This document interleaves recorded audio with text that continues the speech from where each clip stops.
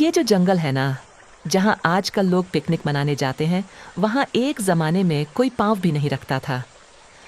अब जो मैं बताने जा रही हूँ, वो सच्चाई है या कहानी, ये तो तुम खुद ही तय करना। हमारे गांव में एक लड़का था, नाम था विक्रम। बड़ा सीधा-सादा, मेहनती, पर थोड़ा अकेला सा। उसके माँ-बाप नहीं थे। अकेला ही अपने खेतों में काम करता, पढ़ता-लिखता और भगवान से हमेशा यही मांगता, हे ठाकुर जी, मुझे भी कोई सच्चा प्यार दे दो।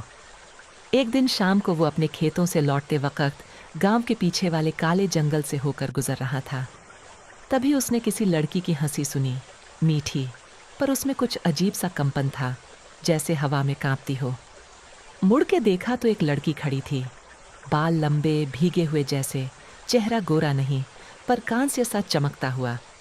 और उसकी आंखें, बस वही तो बात थी। उसकी आंखें बिल्कुल इंसानों जैसी नहीं थीं, चमकती हुई पीली, जैसे रात में बिल्ली की आंखें होती हैं। तुम कौन हो? विक्रम ने पूछा। लड़की मुस्कुराई। मैं कोई नहीं, बस तुम्हें देखने आई थी। तब से रोज शाम वो लड़की विक्रम से मिलने लगी। बातें करती, हंसती, और एक दिन तो विक्रम ने उसका हाथ पकड़ ही लिया। जैसे ही पकड़ा, उसे एक अजीब सा सर्द झटका लगा, जैसे उसकी नसों में कुछ रेंग गया हो। लेकिन वो लड़की मुस्कुराती रही और बोली, अब जब तुमने छू लिया है, तो वापस कुछ नहीं होगा। उस रात विक्रम को एक सपना आया।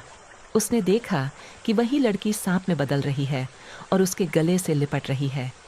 उसकी सांसें रुकने लगती हैं और फिर अचानक वो जाग जाता है।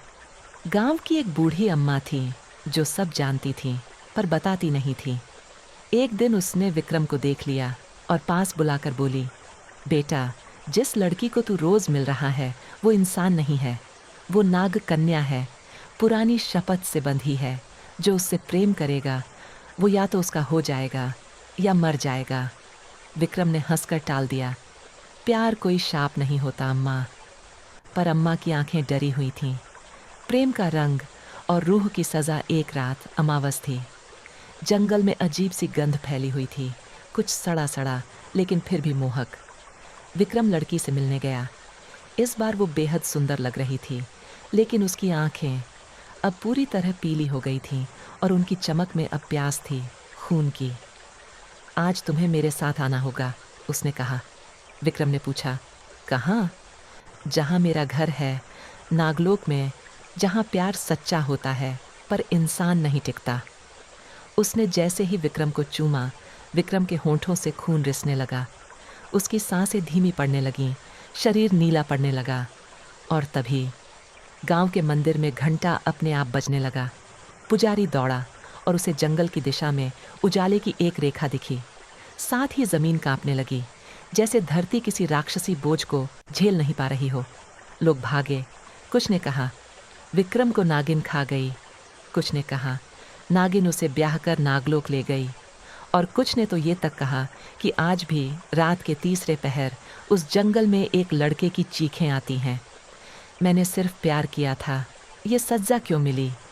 अगर आपको लगा कि ये कहानी बस एक कल्पना थी, तो अगली बार जब अकेले जंगल में कोई लड़की दिखे, ज़रा 2 बार सोचना।